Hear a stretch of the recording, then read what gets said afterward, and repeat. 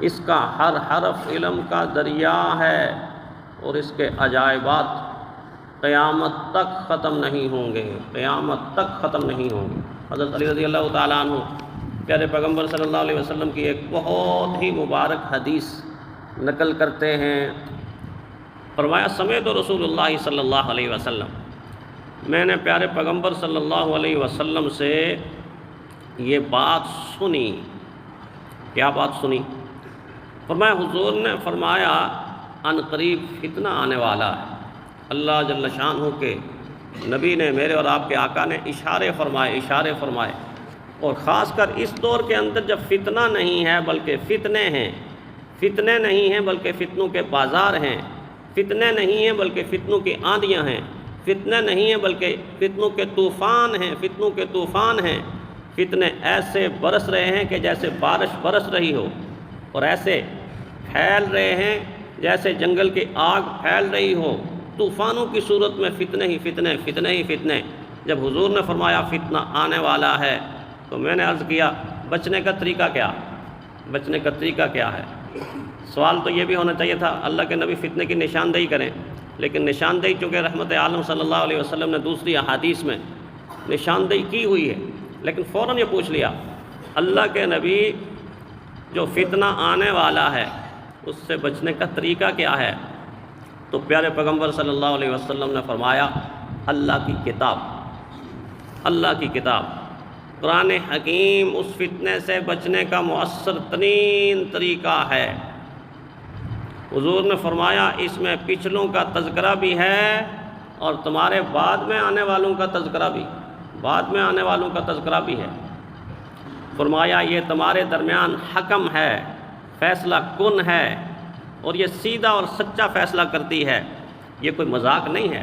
یہ کوئی قصہ نہیں ہے، یہ کوئی کہانی نہیں ہے، یہ کوئی داستان نہیں ہے، یہ کوئی سٹوری نہیں ہے۔ فرمایا جس نے اس کو حقیر جان کر چھوڑ دیا اللہ اس کے ٹکڑے ٹکڑے کر دے گا۔ ذرا اس جملے کے اوپر رک کر دیکھیں، اس نے اس کو حقیر جان کر چھوڑ دیا اللہ اس کے ٹکڑے ٹکڑے کر دیں گے۔ جب اہل ایمان نے، مسلمان امت نے اس قرآن سے انحراف کیا، منہ موڑا، اس وقت اللہ جل شانہ نے ایک خلافت کو کئی ٹکڑوں میں تقسیم کر دی۔ آج آپ بڑے فخر سے کہتے ہیں 57 اسلامی ملک ہیں، 57 اسلامی ملک ہیں۔ یہ باطل نظاموں کی کالونیاں ہیں جو انہوں نے اپنی اپنی مرضی سے ترتیب دے کے بنا دی ہیں۔ نہ ایک دوسرے کی ہیلپ کر سکتا ہے، نہ دوسرا دوسرے کی ہیلپ کر سکتا ہے، نہ ایک دوسرے کے کام آ سکتا ہے، نہ دوسرا دوسرے کے کام آ سکتا ہے، بلکہ انہی کے درمیان نفرتیں بڑکا کے وہ دشمن ان کو لڑا رہا ہے۔ تو حضور نے فرمایا جو اس کو حقیر جانے گا اللہ اس کے ٹکڑے ٹکڑے کر دے گا۔ فرمایا جو شخص اس کے علاوہ کسی اور چیز میں ہدایت تلاش کرے گا، کمیونزم میں ہدایت تلاش کرے گا، کیپٹلزم میں ہدایت تلاش کرے گا، سوشلزم میں ہدایت تلاش کرے گا، کسی اور نظام کی طرف جائے گا، تو فرمایا اللہ تعالیٰ اس کو گمراہ کر دیں گے، اللہ تعالیٰ اس کو گمراہ کر دیں گے۔ فرمایا یہ کتاب اللہ تعالیٰ کی ایک مضبوط ترین رسی ہے،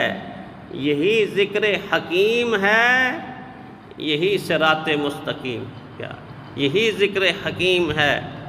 یہی صراط مستقیم ہے۔ فرمایا ایسی کتاب ہے جس کو خواہشات نفس کی آندیاں ٹیڑھا نہیں کر سکتی، اس کا ہر حکم اٹل ہے، دو ٹوک ہے، قیامت تک ہے، کوئی اس کے ایک حکم کو بھی چیلنج نہیں کر سکتا۔ فرمایا علماء پڑھتے پڑھتے اس کتاب کے علم سے سیر نہیں ہوتے، بار بار دہرانے سے اس میں پرانا پن نہیں آتا۔ ہر چیز دنیا کی پرانی ہو جاتی ہے، کپڑے پرانے ہو جاتے ہیں، برتن پرانے ہو جاتے ہیں، گاڑیاں پرانی ہو جاتی ہیں، بلڈنگیں پرانی ہو جاتی ہیں، ساری کی ساری دنیا کی چیزیں پرانی ہوتی ہیں۔ قرآن کب سے امام کھڑا ہو کے فجر کی نماز میں کہتا ہے الحمدللہ رب العالمین، مقتدی سنتا ہے تو سرور آتا ہے، وگرنہ ایک ہی بات کو میں اگر اس مجلس میں 2-3 منٹ کے لیے آپ کو دہراؤں بار بار، تو آپ کہیں گے امام صاحب کو کیا ہو گیا یار، بار بار اسی بات کو دہرا رہے ہیں، بار بار اسی بات کو دہرائیں، ایک سن لیا بس کافی ہو گیا۔ تو میں جتنی مرضی اخلاص کے ساتھ اور خلوص کے ساتھ اور زاویے بدل کے ایک بات کو آپ کے سامنے رکھوں گا تو آپ تنگ آ جائیں گے، اور ہر جمعہ وہی بات کہوں گا تو آپ کہیں گے یہ جو ہے نا یوسف مسجد کے امام صاحب، یہ تو بس یوسف زلیخا کی کہانی چھیڑ کے بیٹھے ہوتے ہیں، ایسا ہی کہیں گے نا کہ جی جب بھی جاؤ تو یہی کہانی سنا رہے ہوتے ہیں، کہانی ہے یہ شاعری ہے نہ جادو، قرآن کہانی ہے یہ شاعری ہے نہ جادو، ازل کی تجلی ابد کی ضیاء ہے، ازل کی تجلی ابد کی ضیاء ہے۔ اس کے کلام کو جتنا مرضی دہراؤ، میرے آقا نے فرمایا کہ اس کا کلام پرانا نہیں ہوتا، پرانا پن نہیں آئے گا اس میں۔ یہ وہ کتاب ہے کہ جب جنات نے سنی تو حضور نے فرمایا جنات نے کیا کہا، سورہ جن اتری، قل اوحی الی انہ استمع نفر من الجن فقالوا انا سمعنا قرآنا عجبا۔ جب جنات کی جماعت نے سنا تو فوراً کہا ہم نے تو ایک عجیب قرآن سنا ہے، ایک عجیب کلام سنا ہے جس کے اندر ہدایت ہی ہدایت ہے، وہ سراپا ہدایت ہے۔ پیارے پیغمبر صلی اللہ علیہ وسلم نے فرمایا یہ وہ کتاب ہے جو فتنوں سے بچانے والی ہے، اور اس کے عجائبات قیامت تک ختم نہیں ہوں گے، اس کے عجائبات قیامت تک ختم نہیں ہوں گے۔ دنیا میں اس کے معجزات، حیرت انگیز چیزیں اس سے پہلے بھی رہیں، اب بھی ہیں، اور قیامت کی صبح تک باقی رہیں گے۔ سائنسی ایجادات کو دیکھیں، ریڈیو ایجاد ہوا، ٹیلی ویژن ایجاد ہوا، موبائل ایجاد ہوا، ٹچ موبائل ایجاد ہوا، اڑتے ہوئے جہاز ایجاد ہوئے، جنگی جہاز ایجاد ہوئے، ایٹم بم ایجاد ہوا، ہائیڈروجن بم ایجاد ہوا، میڈیکل مشینیں طرح طرح کی، ریڈیائی لہریں اور شعاعیں کو قابو کر لیا گیا، بخار کو دیکھنے کے لیے، شوگر کو دیکھنے کے لیے، بلڈ پریشر کو دیکھنے کے لیے، الٹرا ساؤنڈ کا نظام، ایکس رے مشینیں، سرجری، روبوٹ ٹیکنالوجی اب کتنی ترقی کر رہی ہے کہ انسان کا کام سارے کا سارا سنبھال چکا ہے، دیکھ بھال وہ کر سکتا ہے، سارے کا سارا انسانی نظام اکثر وہ کر سکتا ہے، اور اس کو ایجاد کرنے والے اور اس کے بعد جو سائنس آنے والی ہے وہ اس سے بھی زیادہ حیرت انگیز ہوگی، لیکن ہر موجد اپنی چیز کو ایجاد کرنے کے بعد جب پیچھے ہٹ کے دیکھے گا تو اس کو اپنی ایجاد میں آقا کی کوئی حدیث یا قرآن حکیم کی کوئی آیت نظر آ جائے گی، وہ حیران پریشان کھڑا ہوگا کہ میں اب یہ دریافت کر رہا ہوں، لوگوں کے سامنے پیش کر رہا ہوں۔ اور یہ بات تو پیارے پیغمبر صلی اللہ علیہ وسلم نے 1400 سال پہلے فرما دی تھی۔ قرآن حکیم نے تو اس کی طرف اس آیت کے اندر اشارہ کر دیا تھا، وہ الگ بات ہے کہ انسانی عقل اس طرف نہیں گئی، متوجہ نہیں ہوئی، جب متوجہ ہوئی تو پھر اقرار کر لیا نہیں، اس آیت کے اندر تو پہلے سے میری ایجاد کا تذکرہ ہے۔ قرآن حکیم نے ایک آیت میں پوری سائنس کو بند کیا ہوا ہے، وَلَا رَطْبٍ وَلَا يَابِسٍ إِلَّا فِي كِتَابٍ مُبِينٍ، وَلَا رَطْبٍ وَلَا يَابِسٍ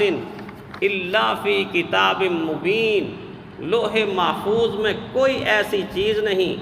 جو خشک چیز ہو، جو تر چیز ہو، یعنی کائنات کی کوئی ایسی چیز نہیں جو لوح محفوظ میں موجود نہ ہو، اور لوح محفوظ میں جو موجود ہے وہ قرآن حکیم کے اندر موجود ہے۔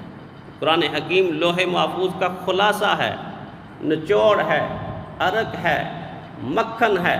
ساری کی ساری چیزوں کو اجمالاً اس کے اندر ذکر کر دیا گیا۔ ایسی مقناطیسی قوت ہے اس کے اندر، طاقت،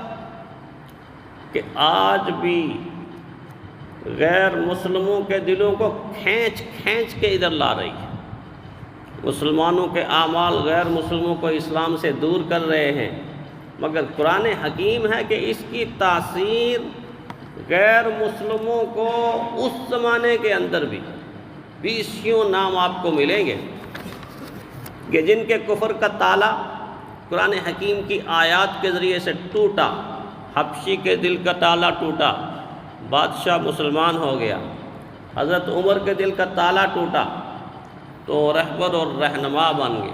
کیا نظر تھی جس نے مردوں کو مسیحا کر دیا۔ لبید ابن ربیعہ ایک شاعر ہیں، حضرت عمر کے زمانے میں اعتراف کرتے ہیں کہ جب قرآن حکیم کی سورہ بقرہ اور آل عمران میں نے پڑھی تو فرمایا اس کے بعد مجھے شعر کہنے کی پھر ہمت نہیں ہوئی۔ بڑے شاعر تھے عرب کے شاعر، ان کو اپنی شاعری پہ بڑا ناز تھا، بہت ناز تھا۔ اسی طرح ولید ابن مغیرہ نے جب قرآن حکیم سنا تو زبان سے بے ساختہ یہ جملہ نکلا کہ اللہ کی قسم یہ شیریں کلمات ہیں، اس میں حسن و جمال ہے، یہ تازہ اور ہرا بھرا ہے، یہ کسی انسان کا کلام نہیں ہے، یہ کسی انسان کا کلام نہیں ہے، کلام بشر اس کو کہتے ہو کیسے، کلام بشر اس کو کہتے ہو کیسے، رگے دل کی تاروں کو یہ چھیڑتا ہے، رگے دل کی تاروں کو یہ چھیڑتا ہے۔ عتبہ بن ربیعہ نے حضور صلی اللہ علیہ وسلم کی زبان مبارک سے سورہ حامیم سجدہ کی تلاوت سنی تو اپنے ساتھیوں کو جا کر بتایا، اللہ کی قسم میں نے آج تک ایسا کلام نہیں سنا، نہ وہ کلام شعر ہے، نہ وہ کلام جادو ہے، نہ وہ کلام کہانی ہے، لیکن اس کے اندر ایسا اثر ہے کہ اس اثر کو لفظوں میں بیان ہی نہیں کیا جا سکتا۔ آج سینکڑوں غیر مسلم صرف قرآن حکیم کی تلاوت سن کے اسلام کے دائرے میں آ رہے ہیں۔ یہی تو ان کو خوف ہے، اتنی تیزی کے ساتھ یہ لوگ اسلام قبول کر رہے ہیں،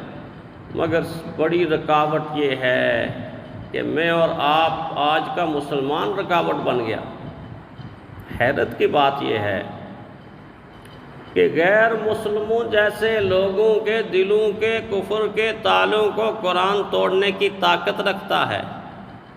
مگر مسلمان کہلانے والے مسلمان کی زندگی کیوں تبدیل نہیں ہوتی؟ سوچنے والی بات ہے نا۔ لمحہ فکریہ ہے کہ ریڈلی جو صحافی ہیں وہ عیسائی ہو کے اسلام میں داخل ہو جاتی ہیں، لیوپولڈ اسلام میں داخل ہو جاتے ہیں، یوسف یوحنا محمد یوسف بن جاتے ہیں، بوٹا سنگھ عبید اللہ سندھی بن جاتے ہیں، کوئی احمد علی لاہوری بن جاتا ہے۔ لمبی ایک فہرست آپ کو ملے گی، یہ تھا، یہ بن گیا، یہ تھا، یہ بن گیا۔ تو پھر سوال پیدا ہوتا ہے کہ آج کے مومن کہلانے والے لوگوں کے دلوں کو کیوں نہیں بدلتا قرآن؟ اس لیے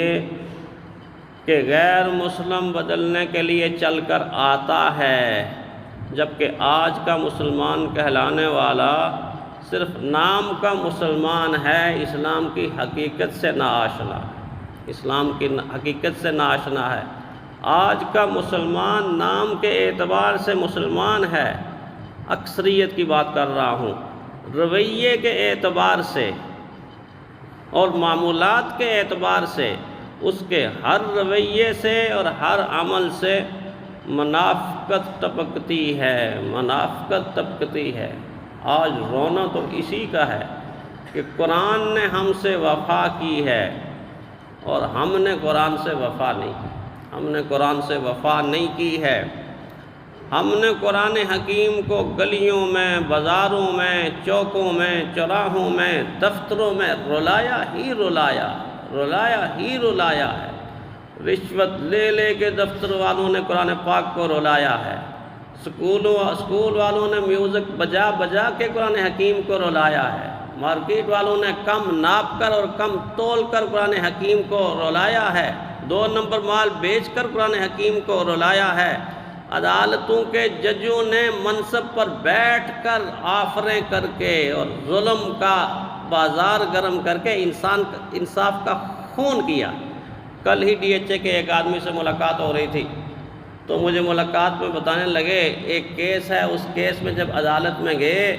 تو جج صاحب نے خفیہ پیغام بھیجا کہ 1 کروڑ کی گیم ہے، 1 کروڑ۔ پہلے ہزاروں کی گیمیں ہوتی تھیں، پھر لاکھوں کی گیمیں ہوتی تھیں، اب کروڑوں تک بات پہنچی ہے۔ کون سا منصب ہے کہ جس منصب کے اوپر بیٹھنے والا اگر منصب کے تقاضوں کو پورا کر دے تو اس کی 1 گھڑی میرے اور آپ جیسے انسانوں کی 1000 سال کی عبادت سے بھی زیادہ بہتر۔ اتنا نازک منصب، تو عدالتوں میں ججوں نے ناانصافی کر کے رلایا، کچہریوں میں وکلاء نے جھوٹ بول کر رلایا ہے، پارلیمنٹ میں حکمرانوں نے قوم سے وعدے خلافی کر کے لوٹ مار کر کے رلایا ہے قرآن حکیم کو۔ ممبر و محراب کے وارثوں نے فرقہ واریت کی آگ بڑھکا کے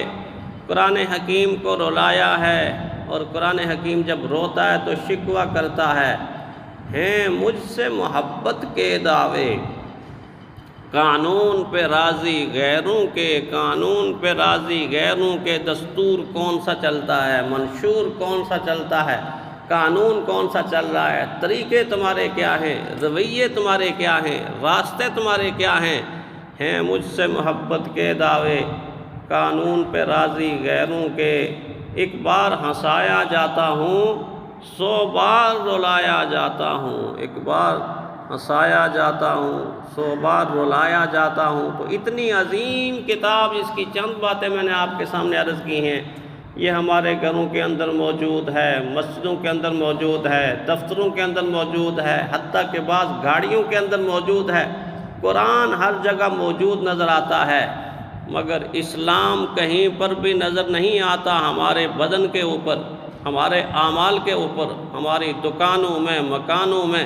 کہیں پر بھی اسلام کا نقشہ نظر نہیں آتا۔ بس ایسے قرآن حکیم نظر آتا ہے کہ یہ قرآن حکیم رکھا ہوا ہے۔ اللہ تعالی ہمیں اس کتاب کو کھولنے کی، اور کھولنے کے بعد پڑھنے کی، اور پڑھنے کے بعد سمجھنے کی، اور سمجھنے کے بعد عمل کرنے کی توفیق عطا فرمائے۔